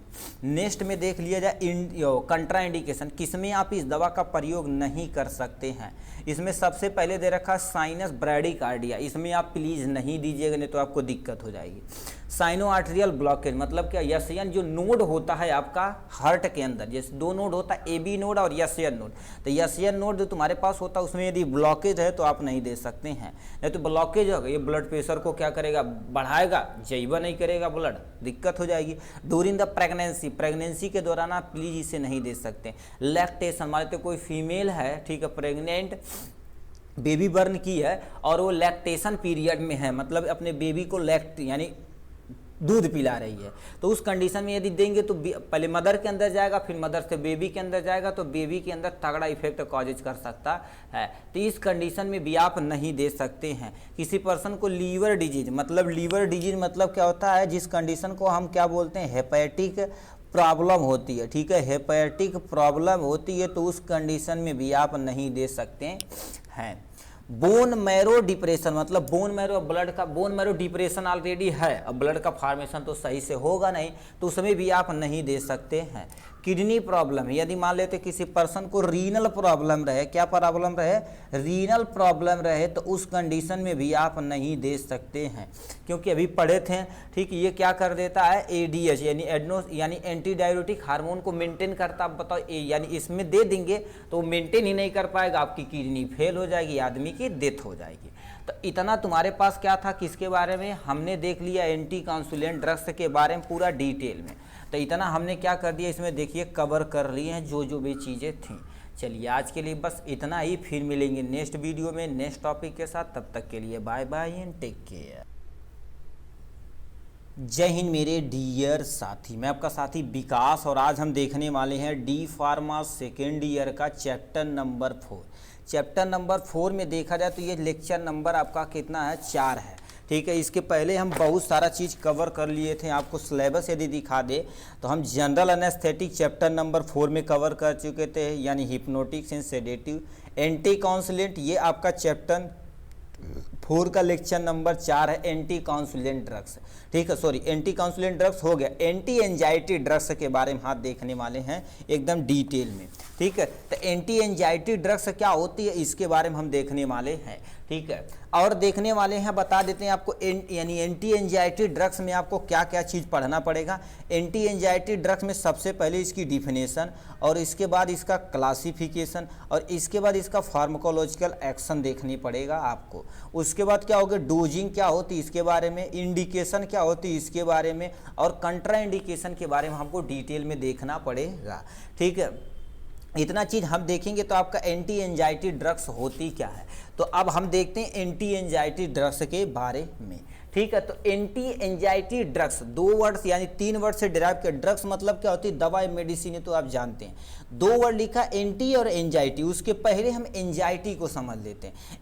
एंजाइटी क्या होती, कहते हैं यार बहुत चिंता हो गई बा, चिंता केथुआ हो गई बा एग्जाम का। तो आजकल जितने युवा पीढ़ी हैं सब नाचने गाने में, रील बनाने में व्यस्त है। किसी को चिंता एग्जाम की नहीं होती, ये रियलिटी होती भाई। ठीक है, किसी भी पर्सन को, ठीक है, देखा जाए तो आपको कैरियर के बारे में थोड़ा बहुत चिंता हो सकती, बट एग्जाम के बारे में किसी को चिंता नहीं होती। ये तो गलत बात हो, बकवास करते हैं कि हमको यानी कैरियर की बहुत चिंता है, कुछ नहीं है। ठीक है, अब इसमें एंजाइटी होती क्या, चिंता आप जान गए। अब क्या होती है, एक ऐसी दवा जो चिंता को सही करने के लिए प्रयोग की जाती है, उसी को हम एंटी एंजाइटी ड्रग्स बोलते हैं। क्या बोलते हैं, एंटी एंजाइटी ड्रग्स बोलते। बस इतना देखेंगे आप यहाँ से। ठीक है, अब चिंता क्या होता है, यदि आप बहुत लंबे समय तक स्ट्रेस लेंगे तो होगा। आप मान लेते हैं, ठीक है, अब कईयों कारण से जैसे टेंशन हो जाएगा, फियरलेस, डिसकंफर्टेबल, सही से नींद नहीं आएगी, पढ़ाई में मन नहीं लगेगा, खाना नहीं सही से डाइजेशन होगा, रात दिन सब क्या रहेगा, इधर उधर घूमे फिरेंगे। ठीक है, तो उस सब को क्या बोलते हैं, टेंशन, यानी बोलते हैं, कहते हैं टेंशन हो गया। तो वही टेंशन के अगेंस्ट जो दवा दी जाती है उसी को हम क्या बोलते हैं, एंटी एंजाइटी ड्रग्स बोलते हैं।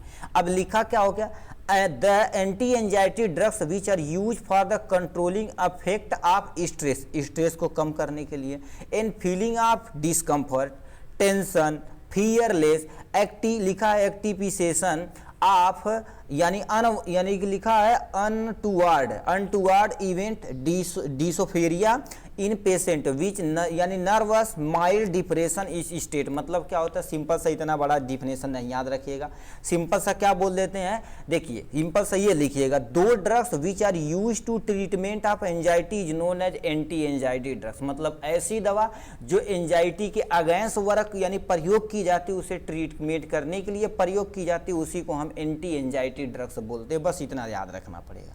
ठीक है, anti anxiety drugs is also known as, क्या बोला जाता है, यानी क्या बोला जाता है, एंजियोलाइटिक ड्रग्स बोला जाता है। इसके नाम से आए तो समझ लो, तब भी तुम्हारे पास क्या होगा, एंटी एंजाइटी ड्रग्स के बारे में आपको डिफाइन करना रहेगा।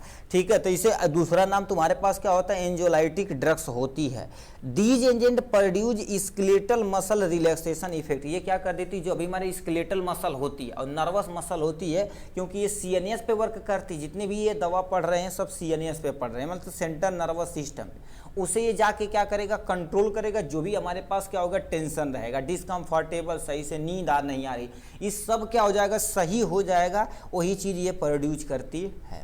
ठीक है, तो आप आशा करते हैं एंटी एंजाइटी ड्रग्स के बारे में आपको पता हो गया होगा। इसका क्लासिफिकेशन देखा जाए तो आपके सामने इतने में क्लासिफिकेशन किया गया है। सबसे पहले दे रखा है बेंजोडाइजापीन होता, दूसरा नॉन बेंजोडाइजापीन या नॉन बेंजोडाइजापीन एंजोलाइटिक होती है, दूसरा क्या होगा, मिसलिनियस मतलब मिक्स होती है, जो इसके अंतर्गत आती है। ठीक, तो इसमें बेंजोडाइजापीन को फर्दर डिवीजन किया गया 4 कैटेगरी में। एंजियोलाइटिक में एग्जाम्पल आपका क्या हो जाता है, डाइजापाम और लोराजेपाम आता है इसका एग्जाम्पल। हिप्नेटिव तथा सेडिक्स में आता है क्या होगा, फ्लूरनाजेपाम आता है, नाइट्राजेपाम आता है, इसका 2 एग्जाम्पल हो जाएगा यहाँ से। एंटी इपिलेप्टिक ड्रग्स में क्या हो जाता है, क्लोनाजेपाम आता है, जो आपके सामने दिया गया है। एंटी डिप्रेसेंट में तुम्हारे पास क्या हो जाता है, अल्प्राजोलाम आता है, जो आपके सामने दिया गया है। मतलब बेंजोडाइजापीन में इतने तुम्हारे पास आते हैं। एग्जाम में मान लेते ये कैटेगरी नहीं याद रहेगी तो केवल ये लिखिएगा, ये लिखिएगा, ये लिखिएगा, इनके प्रति 2-2 एग्जाम्पल आप छाप दीजिएगा, आपका क्लासिफिकेशन कंप्लीट हो जाएगा। मान लेते आपको याद रहे तो और अच्छी बात है। ठीक है, तो इतने में कैटेगराइज की गई है यहाँ से। नॉन बेंजाडाइजापीन एंजोलाइटिक में तुम्हारे पास क्या जाते हैं, प्रोपेनाडी कार्बोमेट होता है। इसके एग्जाम्पल में तुम्हारे पास क्या जाता है, लिखा मैप्रोबेट मेट आता है, और क्या जाता है टाइबामेट यानी ट्राइबामेट आता है, इसका एग्जाम्पल हो जाएगा। एजारी यानी एजापीरोन में तुम्हारे पास क्या आ जाता है, बिस्पीरोन आता है, और क्या जाता है जेपीरोन, इसका एग्जाम्पल हो जाएगा। सेडेटिव एंटीहिस्टामिन में तुम्हारे पास क्या हो जाता है, हाइड्रोजेनिन आता है, हाइड्रोक्सिन आता है, इसका एग्जाम्पल हो जाएगा यहाँ से। मिसलिनियस में देखा जाए तो बीटा ब्लॉकर आते हैं, और दूसरा क्या देखा जाए तो आपका यानी एमोजापिन आ जाते हैं, और लास्ट में तुम्हारे पास क्या आ जाते हैं, जोपी क्लोन आ जाते हैं, इसका एग्जाम्पल हो जाएगा इजीली। मतलब इन सब का क्या होगा, दो आप एक दो एग्जाम्पल याद रखेंगे तब भी आपका बहुत सुटेबल हो जाएगा। ठीक है, तो इसे क्लासिफिकेशन इतने में कैटेगराइज की गई, डाइजापिन, नॉन बेंजा डाइजापिन और मिसलिनियस, बस इतना तुम्हें याद रखना पड़ेगा। उसके प्रति दो तीन ड्रग्स का नाम याद रखना पड़ेगा यहाँ से।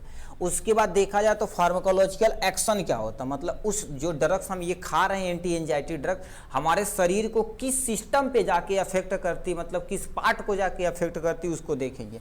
यहाँ पर this drug show off the यानी एंजाइटी मतलब चिंता को सही करने के लिए प्रयोग की जाती है। सडेटिव मतलब क्या होता है, और हिप्नोटिक दो टर्मोलॉजी आती है। जो सीएनएस में तुम्हारे पास क्या होता है, जो भी आपका पोर्शन ब्रेन होता है और स्पाइनल होता है, स्पाइनल जो कार्ड होता है, इसमें जो भी नर्व इंपल्स आते हैं उसे ये क्या कर देगा, कम कर देगा, ट्रीट करेगा। नर्व इंपल्स जो भी जा रही है उसे सही कर देगा। ये सही कर देगा तो जाहिर सी बात आपके अंदर जो भी तुम्हारे पास क्या हो रहेगी, ठीक चिंता वगैरह रहेगी, वो आपकी क्या हो जाएगी, कम हो जाएगी। तो सीएनएस में आप प्रयोग कर सकते हैं।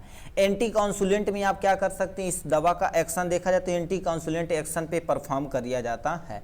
ठीक है, और क्या होगा, सेंट्रल मसल रिलैक्सेशन एक्शन, मतलब जो आपका सीएनएस में जो मसल बैठे हुए हैं उसके एक्शन को ये क्या कर देता, रिलैक्स कर देता। रिलैक्स कर देगा तो जाहिर सी बात आपका जो भी तुम्हारे पास स्ट्रेस है, डिसकंफर्टेबल है, या तुम्हारे पास स्लीपिंग में प्रॉब्लम है, वो आपकी क्या हो जाएगी, इजीली सही हो जाएगी। ठीक है, तो उसके बारे में यहाँ से आप क्या कर सकते हैं, लिख सकते हैं। ठीक है, तो ये हो जाएगा इनके बारे में। अब हम डोज इंडिकेशन और कंट्रा इंडिकेशन भी देख लेते हैं। ठीक है, तो डोजिंग में देखी जाए तो आपको क्या हो जाएगा, डाइजापीम आती, जो कि इसका एग्जांपल क्या हो जाएगा, वेलियम यानी क्लैम्पोज हो जाता है, जो 5 से लेकर 10 mg बीडी प्रयोग किया जाता है। और क्या लिखा, एक्साजेपाम आता है, जो क्या हो जाता है, सेरेपैक्स के नाम से आता है, ये ब्रांड नेम है उसका। ठीक है, जो आप ये नहीं याद रहेगा तभी कोई टेंशन नहीं, ये वाला याद रखिएगा, जो 10 mg TDS दी जाती है। और लिखा क्लोराडाइजा, ठीक है, डाइजेपोर यानी क्या होता है, पोक्जाइड होता है, जो आपका लिब्रियम होता है, जो 10 से लेकर 30 mg प्रयोग किया जाता है। ओडी एक टाइम प्रयोग किया जाता है। नाइट्राजेपाम जो निपाम के नाम से आता है, ठीक है, जो 5 से लेकर 10 mg बीडी प्रयोग की जाती है। और उसमें देखा जाए लोराजेपाम जो क्या होगा, यानी लैरपोज के नाम से आता है, 1 से लेकर 5 mg के बीच में होता है। इसमें भी देखा जाए तो आपका ये बीडी प्रयोग किया जाता है। और क्लोनाजेपाम में देखा जाए तो क्या हो जाएगा, तो ये फ्यूरसियम के नाम से आता है। ठीक है, ये भी क्या करिए तो ओडी या कभी कभी बीडी भी प्रयोग किया जाता है। ठीक है, और क्या लिखा है, यहाँ से देखा जाए तो मीडाजोलाम आता है। मीडाजोलाम जो क्या होता है, यानी फूसेफ के नाम से आता है, जो यहाँ पर आप क्या कर सकते हैं, ठीक है, 10 mg और 20 mg के यानी केस में आता है, इस दवा का नाम है। ठीक है, इसे भी आप क्या कर सकते हैं, ओडी प्रयोग कर सकते हैं, मतलब दिन में एक बार प्रयोग कर सकते हैं। तो ये आपके सामने क्या होगा, इनकी डोजिंग हो गया। मान लेते हैं आपको डोजिंग ये सब नहीं याद होती है तो बोल सकते हैं आप एज पर फिजिशियन प्रिस्क्रिप्शन, मतलब जो फिजिशियन प्रिस्क्राइब करेगा उसके अकॉर्डिंग इस ड्रग्स को आप इनटेक कर सकते हैं। ठीक, तो यहाँ पर आप इजीली बता सकते हैं। उसके बाद देखा जाए तो इंडिकेशन में देखा जाए तो आपका देखिए इंडिकेशन किस किस बीमारी में आप प्रयोग कर सकते हैं, यानी एंजाइटी डिसऑर्डर, किसी पर्सन को चिंता में कोई प्रॉब्लम हो, चिंता कर रहा है ज़्यादा, तो उसमें प्रयोग कर सकते हैं। मस्कुलर डिसऑर्डर में प्रयोग कर सकते हैं। एमनीसिया में प्रयोग कर सकते हैं। सीजर में, मतलब किसी पर्सन को मिर्गी वगैरह आती तो उसमें भी इस कैटेगरी की दवा प्रयोग कर सकते हैं। स्लीप डिसऑर्डर, मतलब कोई पर्सन सही से नहीं सो पा रहा, उसके स्लीपिंग डिसऑर्डर को मेंटेन करने के लिए भी आप प्रयोग कर सकते हैं। तो इन तरह चीज़ें में क्या कर सकते हैं, आप प्रयोग कर सकते हैं। उसके बाद क्या हो जाएगा, कंट्रा इंडिकेशन में देखा जाए तो हाइपर सेंसिटिविटी में आप नहीं प्रयोग कर सकते, मतलब कोई पर्सन नहीं होता किसी ड्रग्स के प्रति बहुत सेंसिटिव होता, तो उसमें भी आप प्रयोग नहीं कर सकते। ड्यूरिंग द प्रेगनेंसी में तो खास तौर से नहीं कर सकते हैं। लेबर ड्यू टू द यानी इन्फेंट सिंड्रोम मतलब उसमें भी आप नहीं प्रयोग कर सकते हैं। लैक्टिंग वोमेन मतलब लैक्टेशन पीरियड में, मतलब कोई वोमन है लैक्टेशन कर रहे हैं, मिल्क फीड करा रही है अपने बेबी को, तो उस कंडीशन में नहीं प्रयोग कर सकते। कोई पर्सन कोमा में है और कोई पर्सन शॉक में है तो इसमें कैटेगरी की दवा नहीं प्रयोग कर सकते हैं। एल्कोहलिक इंटॉक्सिकेशन, ठीक है, आर यानी ला, इसमें भी आप प्रयोग नहीं कर सकते हैं। तो इतना चीज़ें थी हमारे पास किसके बारे में, एंटी एंजाइटी ड्रग्स के बारे में। जो जो चीज़ हमने क्या करते हमारे सिलेबस के अकॉर्डिंग थी तो हमने क्या कर दिया, यहाँ से आपको दिखा दिया। Definition, classification, pharmacological action, dose, indication और कंट्रा इंडिकेशन को हमने डिटेल में कवर अप कर लिया है। चलिए आज के लिए बस इतना ही, फिर मिलेंगे नेक्स्ट वीडियो में नेक्स्ट टॉपिक के साथ। तब तक के लिए bye bye and take care. जय हिंद मेरे डियर साथी, मैं आपका साथी विकास और आज हम देखने वाले हैं डी फार्मा सेकेंड ईयर का चैप्टर नंबर 4। इसमें हम देखने वाले हैं एंटी डिप्रेसेंट ड्रग्स। इसके पहले हम चैप्टर नंबर 4 में बहुत सारी चीज़ कवर कर चुके थे, आपको दिखा देते हैं, ठीक है, क्या क्या चीज़ हम कवर कर चुके थे उसको दिखा देते हैं। चैप्टर नंबर 4 में देखा जाए, ठीक है, तो हम general anaesthetic, hypnotics, sedative, anti convulsant, anti anxiety, anti depressant पे हम पहुंच चुके हैं। इसके पहले यदि आप ये सब वीडियो नहीं देखें प्लीज़ आप स्टार्टिंग से देखिएगा, ठीक है, तो आपके लिए बहुत ही बेनिफिशियल होगा। ठीक, तो चलिए हम स्टार्ट करेंगे आज, ठीक है, यानी आज हम स्टार्ट करने वाले हैं एंटी डिप्रेसेंट एजेंट के बारे में। ठीक है, तो हमने बता दिया कि हमें सिलेबस में क्या क्या चीज़ पढ़ना है एंटी डिप्रेसेंट में। सबसे पहले इसकी डिफिनेशन देखनी पड़ेगी, उसके बाद इसका क्लासिफिकेशन, उसके बाद इसका फार्माकोलॉजिकल एक्शन, उसके बाद हमें देखना पड़ेगा डोज, उसके बाद इंडिकेशन, उसके बाद आपको देखना पड़ेगा कंट्रा इंडिकेशन के बारे में आपको देखना पड़ेगा एकदम ईजी तरीके से। ठीक है, तो इतना चीज़ देखने के बाद आपका क्या हो जाएगा, जो एंटी डिप्रेसेंट ड्रग्स है फार्माकोलॉजी में वो आपका क्या हो जाएगा, ये पोर्शन एंडिंग हो जाएगी। जो नेक्स्ट वीडियो आएगा इसके बाद वाला एंटी साइकोटिक उसको देखेंगे। ठीक, तो चलिए स्टार्ट करते हैं आपका एंटी डिप्रेसेंट एजेंट के बारे में। ठीक, तो आपके सामने ये रहा एंटी डिप्रेसेंट ड्रग्स के बारे में। तो डिफिनेशन समझते हैं सबसे पहले, उसके बाद सब कुछ आगे देखते हैं। ठीक, तो डिप्रेशन देखा जाए तो एंटी डिप्रेसेंट मतलब ऐसी दवा जो डिप्रेशन में प्रयोग की जाती है उसी को एंटी डिप्रेसेंट ड्रग्स बोलते हैं। अब डिप्रेशन क्या होता है, जैसे मान लेते हैं आप डिप्रेशन कब होंगे, जब आपका नंबर ब्लैक लिस्ट में पड़ जाएगा। मान लेते हैं आप महंगा रिचार्ज करवा दिए तो दिक्कत है भैया, ठीक है, या मान लेते हैं आप एग्जाम का डिप्रेशन में कोई नहीं जाता, एग्जाम में आजकल कोई नहीं जाता, तुम कोई भी एग्जाम देख लो डिप्रेशन में कोई नहीं जाता भाई। ठीक है, तो एंटी डिप्रेशन में क्या होता है, ऐसी दवा जो डिप्रेशन के अगेंस्ट प्रयोग की जाती है उसी को एंटी डिप्रेसेंट बोलते हैं। लिखा क्या हो गया, दो drugs which are use to treatment of depression, मतलब ऐसी दवा जो डिप्रेशन को ट्रीटमेंट करने के लिए प्रयोग की जाती है उसी को हम क्या बोलते हैं, एंटी डिप्रेसेंट ड्रग्स बोला जाता है। इतना हो गया इनके बारे में। फिर तुम्हारे पास लिख देखते हैं, depression is the one of the depression is the of the following two type, मतलब डिप्रेशन देखा जाए टू टाइप होता है। सबसे पहले लिख रखा तुम्हारे पास हो गया बाईपोलर यानी डिप्रेशन होता है, सॉरी यूनिपोलर डिप्रेशन होता है, एक बाईपोलर डिप्रेशन होता है, दो तरह का डिप्रेशन होता है। और यूनिपोलर डिप्रेशन क्या होता है, इस तरह में तुम्हारे पास क्या होता है, in this type of depression and mood swimming are always in the same direction, मतलब क्या होता है, ये एक ही डायरेक्शन में होता है तो उसे हम क्या बोलते हैं, यूनिपोलर डायरेक्शन बोलते हैं, यूनिपोलर डिप्रेशन बोला जाता है। मतलब सिंपल सा मान लेते हैं आपको डिप्रेशन हुआ या मूड स्विंग करते यार मूड खराब हो गया, ठीक है, तो ये एक ही डायरेक्शन में होता है। ठीक है, एक ही डायरेक्शन में होता है तो उसे हम क्या बोलते हैं, मोनो डायरेक्शन। ठीक है, मोनो या तुम क्या बोल सकते हो, यूनिपोलर डिप्रेशन बोला जाता है। ठीक है, कभी कभी इसे मोनो के नाम से भी जाना जाता है, इसे डाई या बाई के नाम से भी जाना जाता है। अब बाईपोलर डिप्रेशन क्या होता है, in this type of depression Altered with the mania, मतलब क्या होता है, किसी मेनिया के द्वारा क्या कर जाती है, आपका दिमाग डिप्रेशन में चला जाता है, अल्टर हो जाता है, आपका माइंड ही क्या हो जाएगा, अल्टर हो जाएगा, तो उस कंडीशन में दी जाती है। Mania is exact the opposite of excessive, ठीक है, इंथ्रोसियम एंड सेल्फ कॉन्फिडेंस, मतलब इनसे सिंपल सा क्या करेंगे, जो आपके जैसे हर पर्सन का सेल्फ कॉन्फिडेंस होता है कि मतलब सेल्फ कॉन्फिडेंस हम एग्जाम इजीली क्रैक कर देंगे, या सेल्फ यानी कॉन्फिडेंस है कि हम इजीली इसे उठा के पटक देंगे, होता है कि नहीं, तो आप क्या करेंगे, सेल्फ जो यानी कॉन्फिडेंस है उसे ही क्या कर देंगे, आप खो देंगे। ठीक है, उसी को खो देंगे तो उसी को क्या बोला जाता है, बाईपोलर डिप्रेशन, मतलब दोनों डायरेक्शन में जाता है। ठीक है, इसमें दो डायरेक्शन में आपका मूड अल्टर्ड हो जाता है तो उसे हम क्या बोलते हैं, बाईपोलर। ठीक है, बाईपोलर डिप्रेशन बोला जाता है। ठीक, तो इनके डिफिनेशन ये नहीं लिखेंगे तब भी कोई टेंशन नहीं, मगर ये डिफिनेशन जरूर लिखिएगा। इसके क्लासिफिकेशन देखा जाए तो आपके सामने ये रखा क्लासिफिकेशन के बारे में। तो इसमें क्या दे रखा, क्लासिफिकेशन यानी 4 में कैटेगराइज किया गया, SSRI, ठीक है। इसका फुल नेम क्या होता है, selective serotonin reuptake inhibitor. Please आप नोट डाउन फुल नेम कर लीजिएगा। इसे हम बोलते हैं कि देखते आपको लिख के दिखा देते हैं, ठीक है। कि आपने कहीं कि ये मान लेते फुल नेम पूछ दिया जाए तो आप क्या करेंगे, ठीक है। तो ऐसे छोटी छोटी चीज़ें आप सीखते चलिए, ठीक है।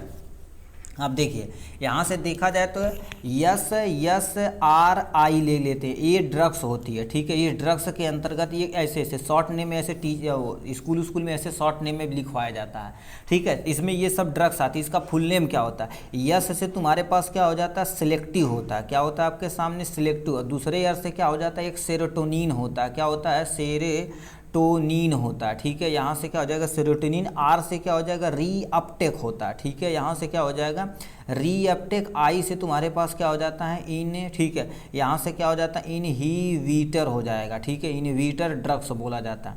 इसका फुल नेम यहाँ से हमने छाप दिया।